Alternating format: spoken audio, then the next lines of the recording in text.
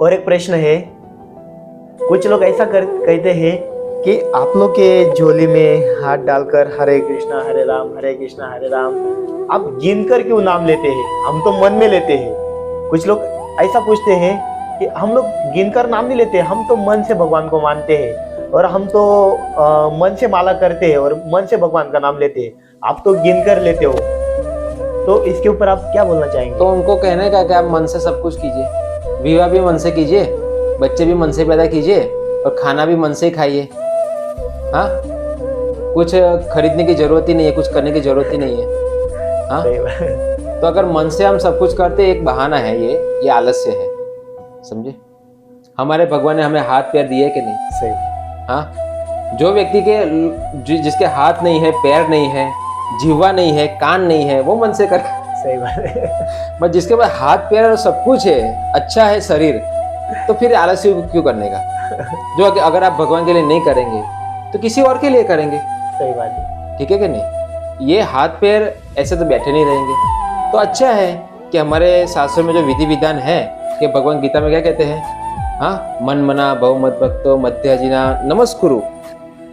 तो नमस्कार कैसे होता है? दो हाथ जोड़ के होता है। तो भगवान ने हाथ दिए हैं तो हाथ जोड़ के भगवान को प्रणाम कीजिए, क्योंकि भगवान तो पालनहार है, महान है। तो महान व्यक्ति को तो प्रणाम करना ही चाहिए, उनकी स्तुति करनी चाहिए, इस मुख से भगवान का नाम लेना चाहिए, इस कानों से उनके बारे में कथा सुननी चाहिए, है ना।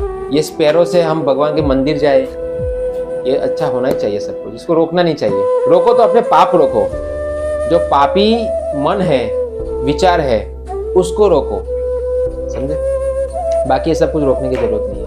ठीक है प्रभु जी, आपका बहुत बहुत धन्यवाद।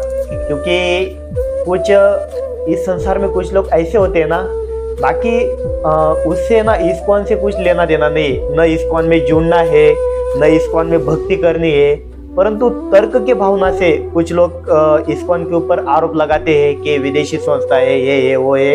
अगर इस्कॉन पे ये आरोप लगाते हैं कि युवा लोगों को प्रचार करते हैं और फिर वो साधु बन जाते हैं, है ना, तो हम उनको ये कहना चाहते हैं कि भाई आपकी सिस्टम तो उनको गले में फांसा लटका के मरने का सिखाती है, जहर पीना सिखाती है ना, लूटपाट करना सिखाती है, बलात्कार करना सिखाती है ना, ड्रग्स।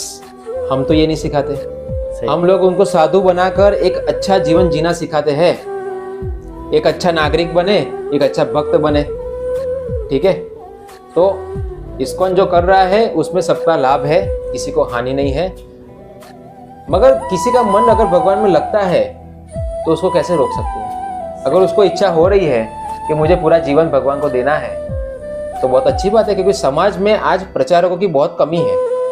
अगर जितने प्रचारक आएंगे सभी इंजीनियर डॉक्टर में जा रहे हैं, मैं कोई साधुगिरी में क्यों नहीं जा रहा है? साधु बनने की भी फील्ड है ना, कि साधु बनना चाहिए, क्योंकि एक साधु कितने लोगों के जीवन बचा सकता है। आज एक प्रभुपाद जी गए अमेरिका तो कितने लोग बच गए। तो ये हमारा कल्चर है। आज पूरी दुनिया में हरे कृष्णा हरे राम पाकिस्तान बहुत जरूरी है, हाँ, जरूरी, लंदन हो। तो प्रभु जी आपका बहुत बहुत धन्यवाद, क्योंकि ऐसे 3 प्रश्न मुझे बहुत सारे लोगों ने पूछा था आज तक के जीवन में, ज्यादा करके ये प्रश्न पूछे थे। तो आज मुझे कार्तिक मास का अवसर भी मिला और इस्कॉन नंदुरबार सेंटर में आने का मुझे सौभाग्य प्राप्त हुआ और आपके साथ कुछ मुझे बातचीत करने का सौभाग्य प्राप्त हुआ, क्योंकि गीता में भगवान कृष्ण ने कहा है तुष्यंत टीचर रमण टीचर, क्योंकि यही सबसे बड़ा प्रवचन है। किसी भक्त के बीच में बैठकर उनके मुख से कुछ भगवत विषय ज्ञान सुनना, यही।